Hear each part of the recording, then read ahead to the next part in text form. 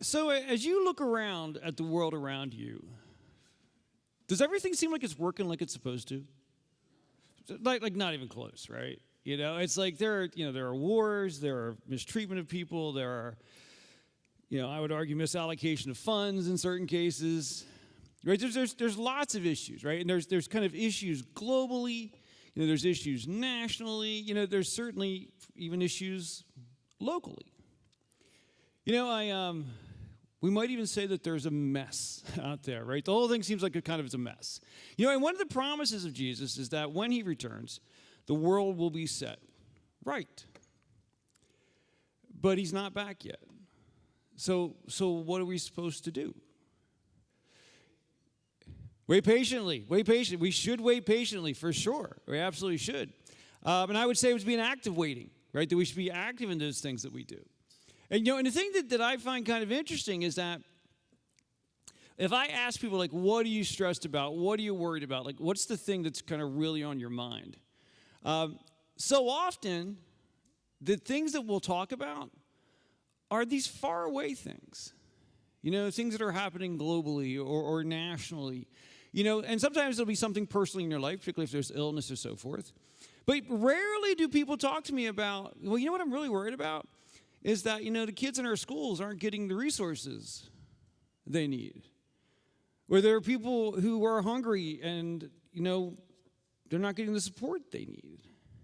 I find it interesting that there's something about our makeup. I think this is just a part of the human condition, is that we tend to focus on great big things, often very far away things, that are maybe too far away and too big to actually be impactful in. That maybe the way we protect ourselves from dealing with and feeling all the things that go on is by focusing on things that I'm just not expected to fix. I can't stop the war in Ukraine, right? I could go over and run as fast as I could, as hard as I could, work out as much as I want to. It's not going to make a difference. And so I wonder, what happens is it just easier for us to focus on those things that are far away rather than looking at the things in our communities and seeing the things that we can do in our communities? And to be clear, I'm not saying that people lack concern for it. I'm not saying you're not concerned for those things. People show up and support us in so much of what we do. It shows concern. But there's something about the human existence where we tend to focus on those big things. And there's a lot of reasons about that, right? News and social media and all these things draw a lot of attention to those other things. And the local things tend not to get the attention I think that they deserve. Also, the reality is that we do have personal challenges, right? That I've got things going on in my life. You got things going on in your life. Some of you got really big things going on in your life. And honestly, I think that if we look at all the stuff we're dealing with personally, and we look at all the big things left around us, there's just no energy left to worry about those things that are happening in our community. And I think that somehow that kind of life that we live, and I don't think we choose to live it, I think it's kind of what happens, can often leave us feeling unsatisfied, lacking direction, wondering kind of what are our larger purposes, like where do I fit into all of this? How do I have a sense of well-being in the midst of it? So what I wanted to do today was actually start a new series that I've called Community Builder. This idea of being a community builder. Because here's the idea that I would like to float to each of us. Is that what if the best version of our life is found by focusing on more than just what we find in this life? By focusing on more than just what we get in this life. Maybe the best version of our life is found by using the opportunities that we have, the resources we have, the abilities we have to actually lift up the lives of other people. People we can see eye to eye. Because there is a real tendency to be willing to send a check to Africa or to Asia while stepping over someone in the sidewalk right in your own neighborhood who's homeless. I have seen it with my own eyes. There's something about that. And I think that God places us where we are on purpose. Some of us have lived in this community for a very long time. Others of us have only been here a short time. And if I told you the path that put me here, you wouldn't believe me, right? It's a circuitous path I had to go through from South Jersey, to New York City, to Nashua, a low point in the journey, by the way. Just kidding. Nashua was fine. To Exeter, to Laconia, to Florida, to going to buy one house in Warner and deciding I didn't want that one, to finding another house in Warner, who I then met a person who cleaned a church, who then connected me with some things. Crazy stuff. And I don't think those things are an accident. I think that we are where we are because God calls us to serve where we are. Right? I'm not saying that foreign missions is a bad thing. But I am saying that I do not believe that foreign missions should replace local activity and local work and local missions. And so I was thinking is that if we look at this idea of the best version of our life, maybe it really is about recognizing that we can do something more right where we are. So what I wanted to do as we kick off this new series is I wanted to look at the life of a man named Nehemiah. Now, Nehemiah comes from the Old Testament, so some of you may be familiar with it. Many of you may not be. In a few weeks, you will be very familiar with it because we will actually walk through his life. And the thing is that what Nehemiah shows me, in my opinion, is that maybe we can develop a life where helping other people is not just something we do, but actually becomes who we are. That our identity is anchored in making a difference where God has placed us. Making a difference in the community where we're connected. And in fact, Nehemiah is kind of interesting because that's what we really see happen in his life. That he becomes this man that rebuilds a community that is so devastatingly broken that no one thought there was any hope for it anymore. And he focuses on rebuilding that. And as he does that, he makes an incredible difference in so many lives. And oftentimes, when I write this message or I write messages like this, I sometimes wonder, he's talking about community building. Isn't that civic stuff? Is that church stuff? Is that Bible stuff? I mean, are Christians, are we responsible for our communities? Do we have a responsibility to make a difference in our communities? Shouldn't we be memorizing Bible verses and digging deep with our noses in the Bible and just ignoring all that's happening around us? No. It's not a true question. No. Right? What did Jesus say? You are to be my witnesses. Witnesses are not just about preaching to people. It's about showing up. It's about serving. But it is also helping people to connect to God, right? Making that kind of difference. That looking at the fact that there are people who are disconnected. And what we find is that if we can dedicate our lives to actually say, I'm going to do the good that I can do, where I am located, what we start to find is that in doing that, if we do that as led by God, our own personal relationship with God gets deeper. And as we serve other people, we can start to point the way to God.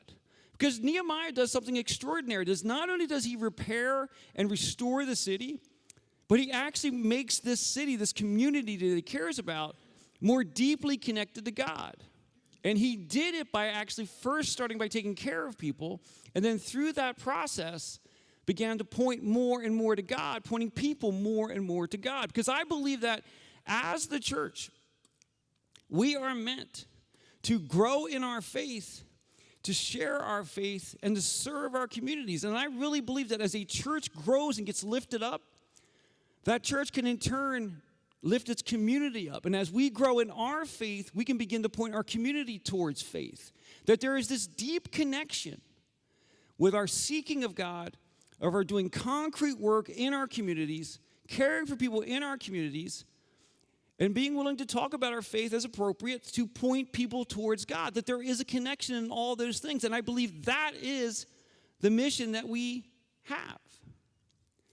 Because what we see in Nehemiah is this incredible relationship that we have with God, or that's available to us through, how am I trying to say this?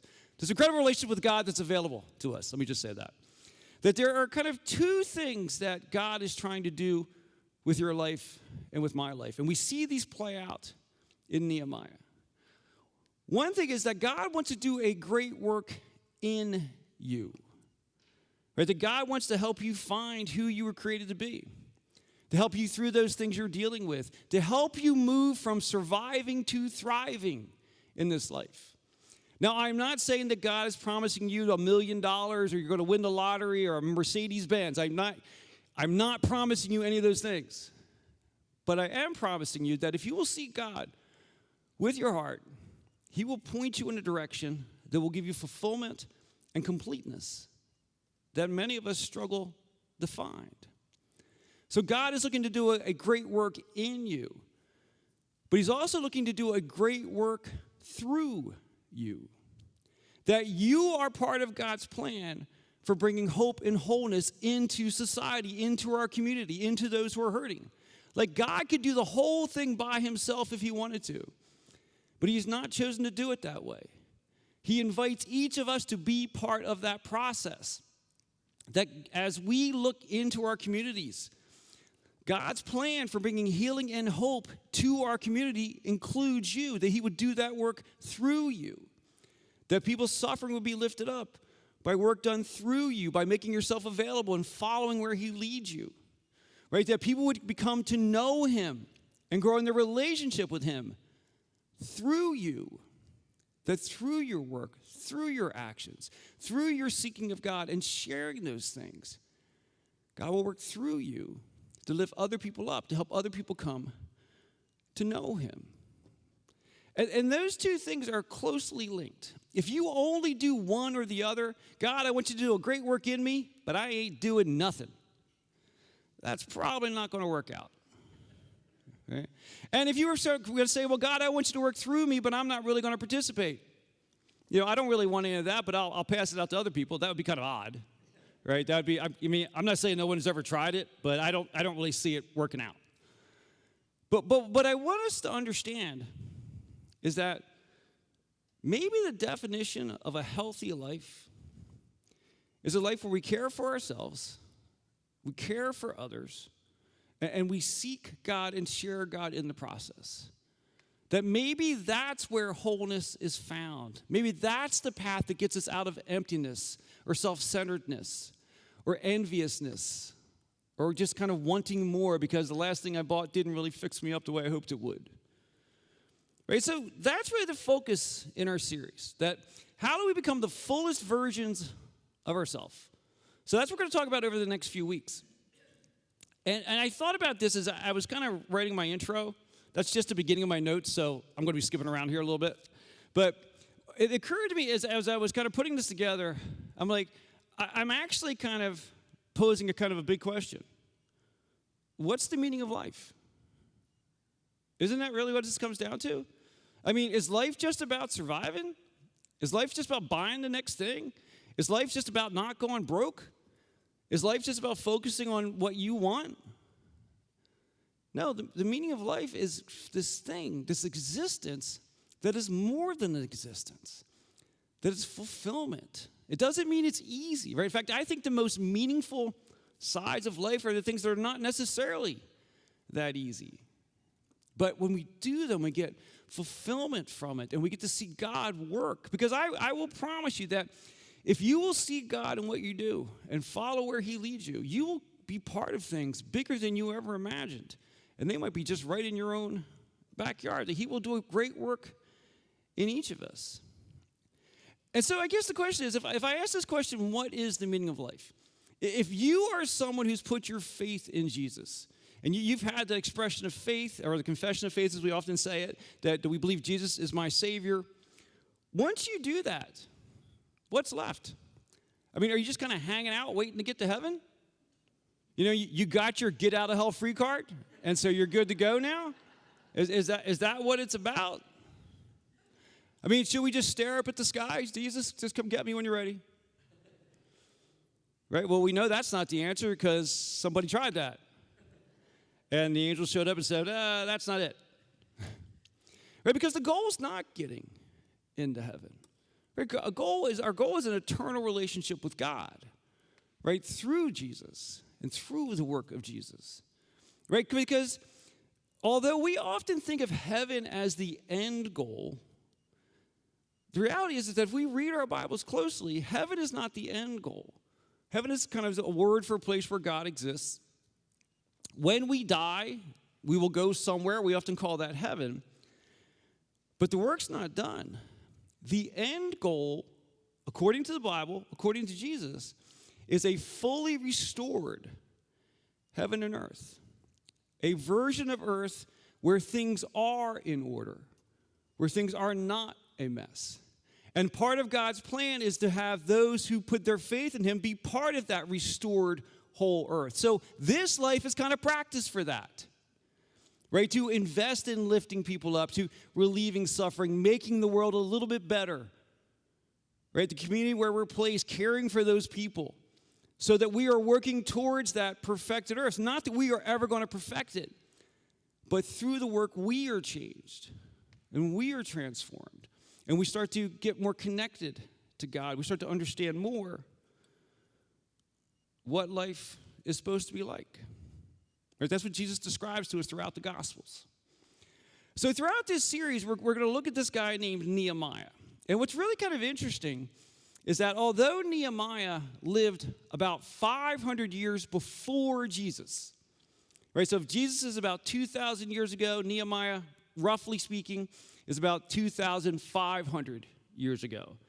And even though he actually lived before the time of Jesus, he really shows us what this kind of life looks like. This idea of investing in our community. And what's really kind of interesting is that what we call the book of Nehemiah is actually a journal. What we call the book of Nehemiah is actually the journal that Nehemiah kept during this kind of really active point in his life. And so what makes that so interesting is that as we read through the book of Nehemiah, and now keep in mind, it's fairly long, so we're going to kind of sample it along the way. But I would encourage you to check it out. But what we get to see with the book of Nehemiah is not just what he did, but what he was thinking at the time. He actually records for us what he was thinking, what he was worried about, what he was frightened about. He even records for us in some cases what he was praying about. So we get this really close-up look at a man who said, hey, here's my community. It is in need. I can make a difference. God, I can't possibly do this on my own.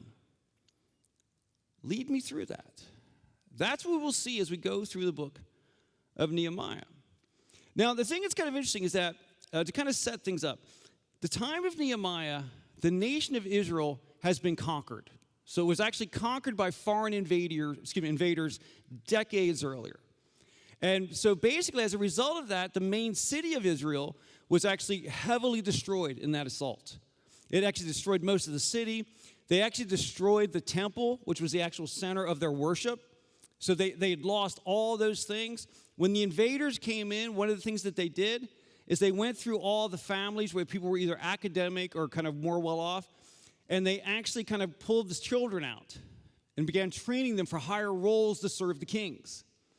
Also, to make sure that once a city was conquered, their standard behavior was that once we conquer this city, we take people and we spread them all around the kingdom, get them away from each other. That way they can't kind of congregate and rise up and try to turn against us. So that by the time we get to the time of Nehemiah, they've been living this way for decades. Nehemiah actually, although his community, his home community, his family is from Jerusalem, he's actually living 1,000 miles away from this town. And he's actually what's called the cupbearer to the king. Sounds pretty fancy, huh? Now, the cupbearer is kind of an interesting job. You know, we don't know a lot of details about it. We know some fundamental things, and the rest we kind of have to kind of infer. Basically, the cupbearer to the king is the person who serves the king his wine. Ooh, right? Pretty exciting. He gets to drink some good wine, I guess. That's part of it. But why is that important? He had to drink some of it himself first to make sure no one poisoned the king. Could be a stressful job, depending on how much people like your king, right? Sort of every time. So that was part of what he did, right? So he served the king his wine. He would have had to have been a person who carried himself pretty well. We do get the sense that Nehemiah starts to develop a bit of a relationship with the king, that we do see conversations between them along the way. So there was a bit of a relationship. I mean, to be clear, it was the king and Nehemiah sort of thing, right? They weren't peers, but they did talk to one another. And the king had to have trusted Nehemiah right? Because if Nehemiah wasn't trusted, he could be the one to kill the king himself. So he was a trusted servant of the king. You know, I might say that he worked for the king, but I'm not really sure he had a choice, you know, sort of thing. He was a servant. But he probably had a pretty decent life, right? Because he's living in the palace with the king. He's going to have access to all that great food, right? He's going to be, just if he travels with the king all the time, he gets to go to all the places the king goes to. So that would be pretty cool.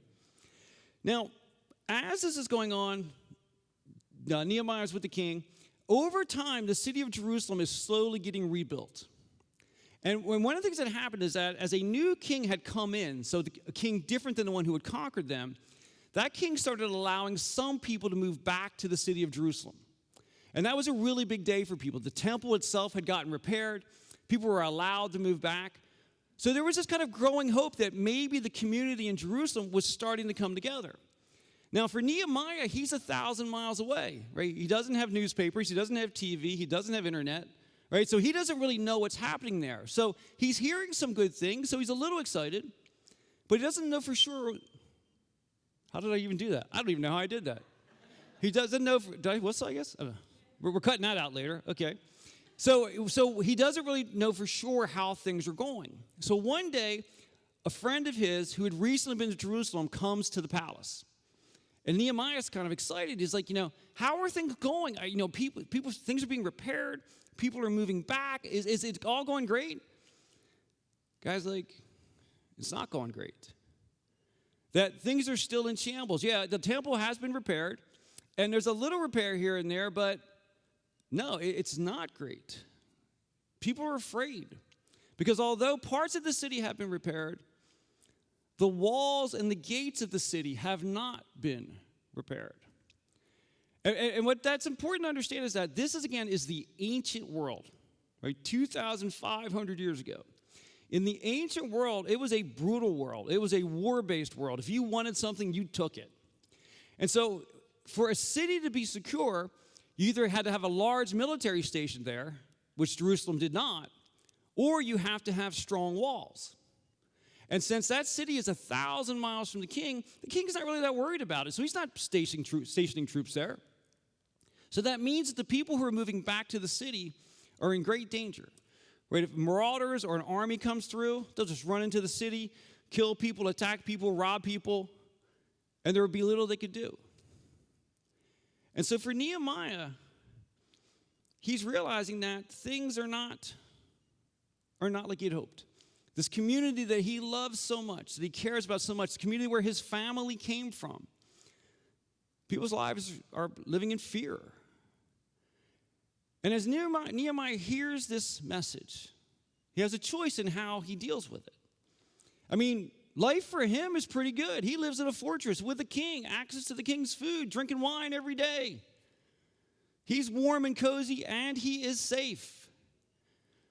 So when he hears the news of what's happening in his community, he could say, oh, that's really sad. I'll pray for them and go on about his life. That's what he could do. Some of us do some of the time. That's really sad. Wish it was different. That's one choice that he had. Or he had another choice. And Nehemiah tells us what he did when he heard the news. He says, when I heard the news, I sat down and wept. In other words, when he heard the news, he didn't go, whoa, that's a lot of emotion. Let's get rid of that. He actually let himself feel it and recognize what it means. He took the time to recognize that what he was hearing was about real people in real pain in a real place right now. And he says, I got to do something about this. In fact, he goes on to tell us this. He says, in fact, for days I mourned, fasted, and prayed to the God of heaven. And if you read Nehemiah, when you see his prayers, his prayer is not, hey, God, have you seen this? Could you get to work on fixing that up, please? That's not the prayer that he prays. What he actually does is he asks God to help him figure out how to be part of the solution. He asked God to actually help him make a difference. And he tells us he prayed about that daily, to be part of the answer, to make a difference somehow. And what we'll see what happens in the upcoming weeks, we'll talk about this in detail. What we see happening is that he not only prays, he goes so far beyond that, right? You know, so often we hear, oh gosh, something terrible happened. Oh, thoughts and prayers. Thoughts and prayers, thoughts and prayers, thoughts and prayers. He did send thoughts and prayers, but you know what he did? He also started planning. He got to work on trying to figure out a solution. And then as we'll see, not only does he plan, he takes action. He actually gets down to it. He gets to work trying to do something about it. And what we will see in the upcoming weeks is the utter impossibility of what he was trying to achieve. Yet somehow, it comes together in the end. And it comes down to his willingness to start down this journey and to just trust that God will take you through it, that if you seek him fully in what you're doing and ask him to show you what to do and to show you what's next and show you how to make a difference and how to show you how to have a larger impact, that he will answer those sort of prayers. So as I wrap up, I want to just quickly look at 3 things that Nehemiah does at the beginning of this journey. And I really believe that for each of us, if we're looking to have a bigger impact as individuals, have a bigger impact as a church, to be a church that as we grow and strengthen and are lifted up, lifts up our community with us. As we grow in our faith in God, we can point our community more towards God. I believe the starting point for those things are the same 3 steps that Nehemiah begins with. So the first thing Nehemiah did, I have here, allow what breaks your heart to break it. That's an odd thing to say, right? But what does it mean? Well, when Nehemiah heard the news of what was happening in the city, what did he do? He didn't push it down. He didn't ignore it. He didn't hurry up and go watch something else. He said, this is my community, right? These are my people. This is the people I care about, right? Because even though he personally lived far away, he was deeply connected to that community. And so he said that this is painful. These people are hurting. And so he actually says, I need to be part of the solution. And we only make those kinds of decisions when we allow ourselves to experience the reality of the emotions tied to what is happening.